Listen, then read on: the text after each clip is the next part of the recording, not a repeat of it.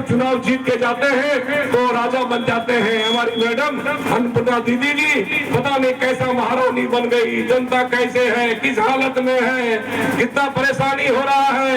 हमें विकास करना है, जनता का साथ देना है, कभी भी वहाँ दिखाई नहीं पड़ती। हम कहते ये विजय आप लोगों के विचार में मैं छोड़ के जा रहा हूँ। और तीसरी तरफ आप लोगों के साथ जयप्रकाश वर्मा खड़ा है। जयप्रकाश वर्मा ने जनता की सेवा करके एक मिसाल पेश किया है। आप लोगों ने देखा होगा कि मेरे परिवार से हमारे नीतलाल प्रसाद वर्मा जी चाचा जी थे और कोडरमा के 6 बार सांसद बने।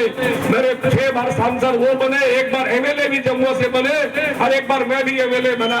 हम कहते हमारे परिवार से राजनीतिक सत्ता हम लोगों को 7 बार मिला है। उसके बाद भी एक भी उदाहरण पूरे लोकसभा के अंदर या पूरे भारत के अंदर कोई दे दे कि हमारे परिवार के लोगों ने कभी भी जनता के सामने कोई गुंडागर्दी करने का काम किया है, कभी भी रंगदारी करने का काम किया है। हम लोगों ने जनता की सेवा ईमानदारी से की है, हम लोगों ने जनता की सेवा प्यार से किया है, जनता को हमने इज्जत दिया है।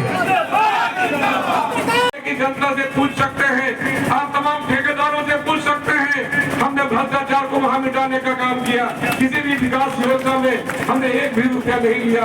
वो बड़ा 12 करोड़ का पुल बन रहा हो, या 10 करोड़ का सड़क बन रहा हो, या 50 लाख का तालाब बन रहा हो, या छोटी छोटी 5-5 लाख के पीसीसी बन रहे हो, कोई भी विकास काम हमारे विधानसभा क्षेत्र में जो मैंने किया, मेरे कार्यकाल में हुआ, एक भी रुपया घूस और कमीशन नहीं लिया गया।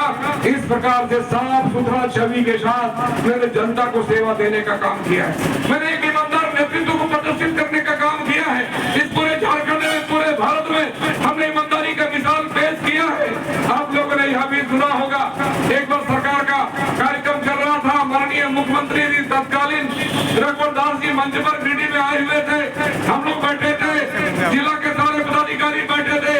मैंने उस मंच से भी खुल्ला कहा था कि मुख्यमंत्री महोदय आप इस बात के लिए ध्यान दीजिए कि आप ये सारे पदाधिकारी जनता को परेशान करते हैं, जनता को तंग करते हैं, घूस और कमीशन मांगते हैं और बिना घूस और कमीशन लिए ये जनता का काम नहीं करते हैं। हमने पदाधिकारी भी सामने बैठे हुए, मुख्यमंत्री भी सामने बैठे हुए, सारे लोगों के सामने खुल्ला हमने चैलेंज किया और हमने मुख्यमंत्री महोदय को कहा कि आज इसी मंच से आप तमाम पदाधिकारियों को सुधार जाने के लिए बोल दीजिए। ये पदाधिकारी सुधरेंगे तो जनता का काम होगा। हम कहते हैं यह जज्बा लेकर के हम काम करते हैं। मैं आपको एक और उदाहरण के रूप में समझाना चाहता हूँ।